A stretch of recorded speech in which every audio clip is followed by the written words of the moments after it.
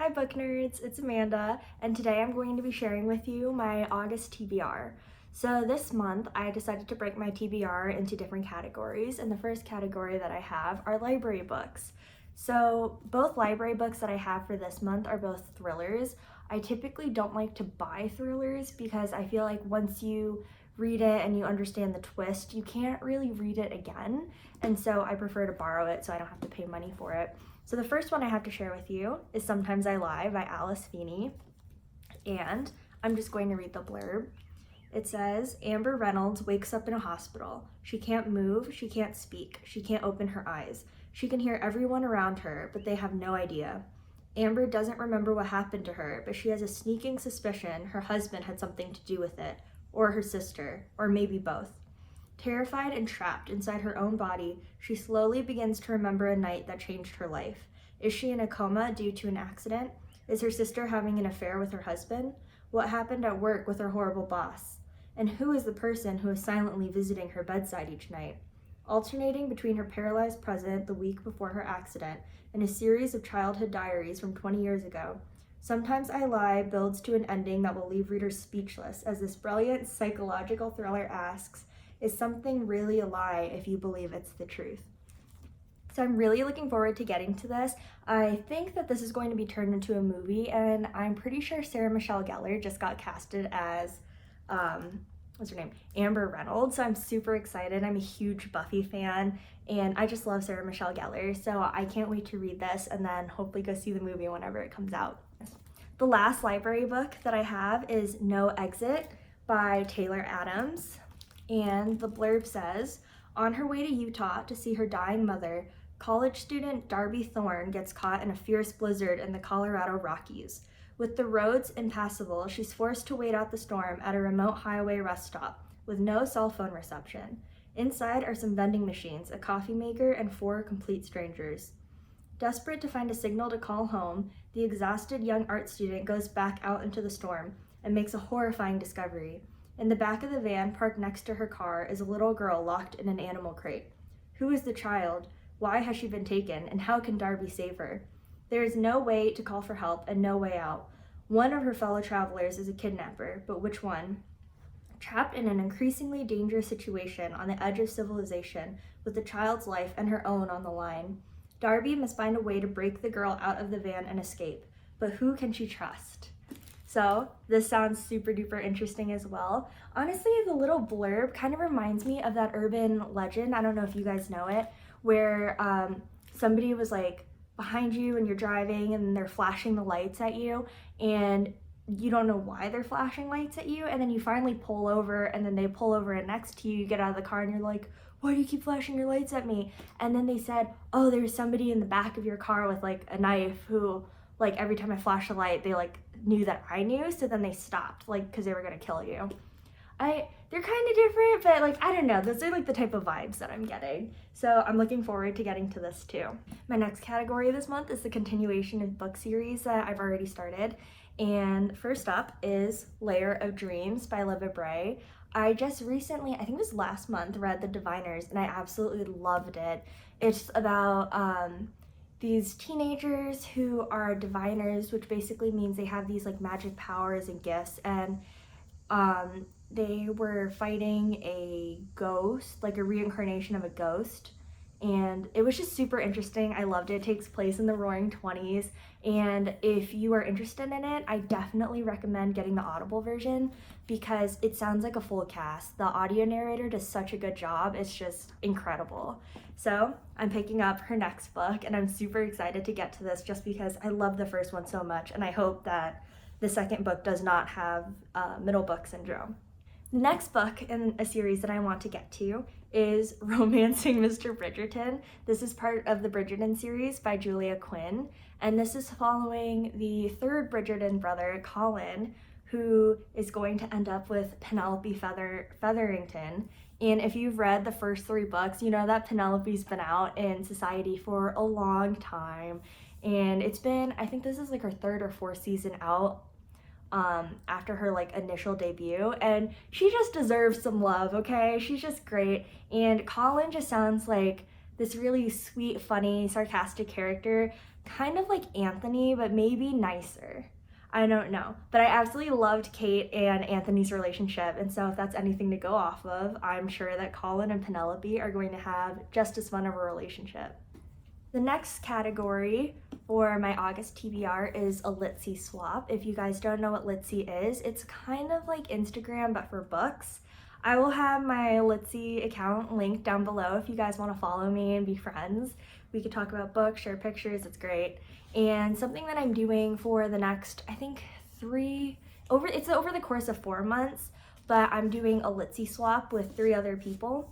And we each pick a book that we want to read, we read it, and we ship it out to the next person. So we each get somebody else's book for each month, every month for the next 4 months. And I did not explain that very well at all. It's like person A sends to person B, who sent it to person C, and then it's just like in a giant circle. You guys get it. But anyway, I got my first book from one of the group members, and this is Violent Ends. I think this is a nonfiction about gun violence. I think it's about school shootings. Hi everyone, it's Editing Amanda, and I just wanted to let you guys know that Violent Ends is not a nonfiction, it's actually realistic fiction. It was written by several different YA writers, and I just wanted to let you know that I made a mistake. Let me read the blurb for you real quick.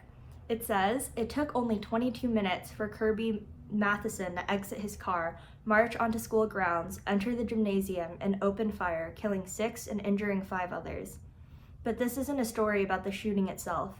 This isn't about recounting that one unforgettable day. This is about Kirby and how one boy who had friends, enjoyed reading, played saxophone in the band, and had never been in trouble before, became a monster capable of entering his school with a loaded gun and firing on his classmates. Each chapter is told from a different viewpoint, giving insight into who Kirby was and who he'd become. Some are sweet, some are dark, some are seemingly unrelated, about fights or first kisses or late night parties. This is a book about perspectives, with one character and one event drawing them all together." Yeah, so obviously trigger warnings for school shootings and I guess violence in general. I think that this will be really, really interesting to read, especially that like everything comes from different character perspectives. Yeah, I don't know. I think that'd be really, really interesting, and obviously it's kind of a tough topic, but I think it's important to have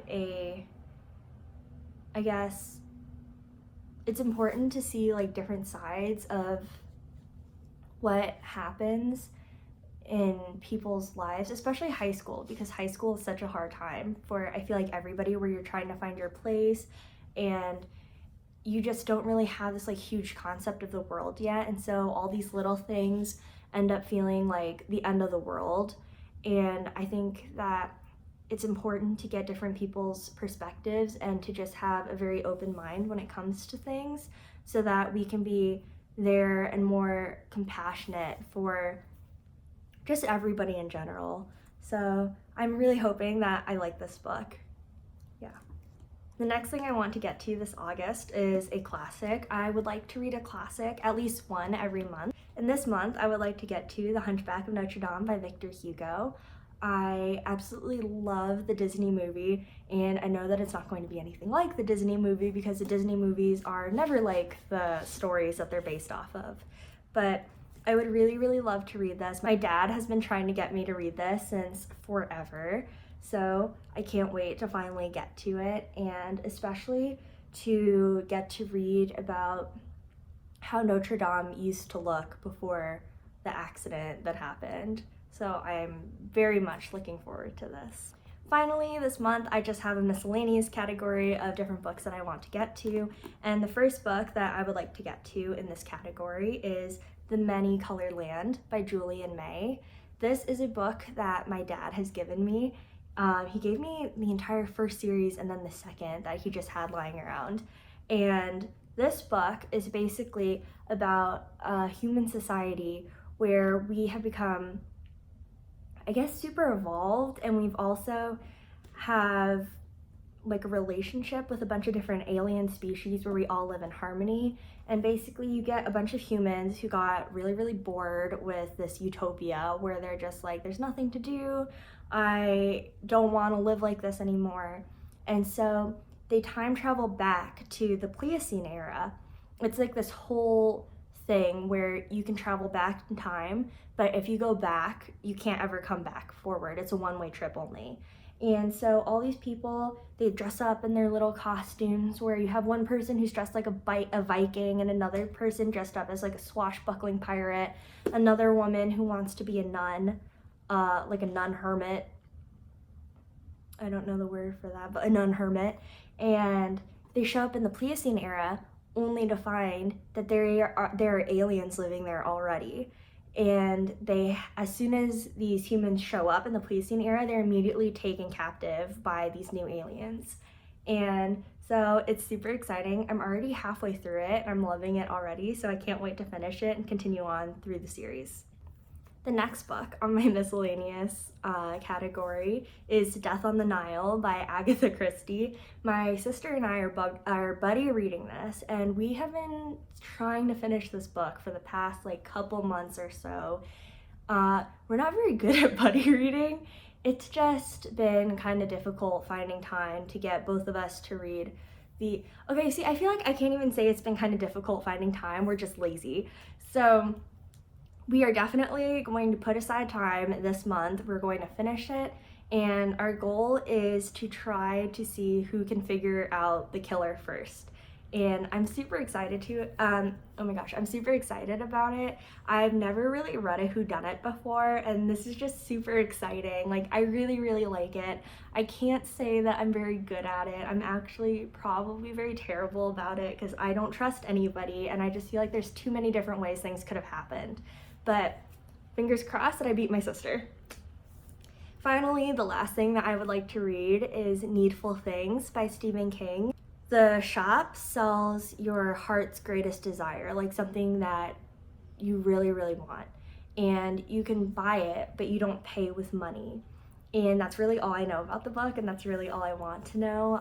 My dad's told me that he really enjoyed it, and so I'm super excited to get to it. I have a sort of hit or miss relationship with Mr. King, so hopefully this is a hit because the premise sounds super duper cool. It actually reminds me of this one Rick and Morty episode where I think had the exact same thing, where there was like a shop and what's her name, Candace? I think Candace worked there. Is that her name? Something like that. The sister. Candace might be the name of the girl from Phineas and Ferb. Oh my gosh, her name is Summer. Summer works at that shop, and where you like pay with something that's not money. And I think this will be super duper exciting. There's just so much potential for it. I'm super excited. But anyway, that's all the books that I have planned for August. Please let me know what you're reading down below, and I'll see you in my next video. Bye!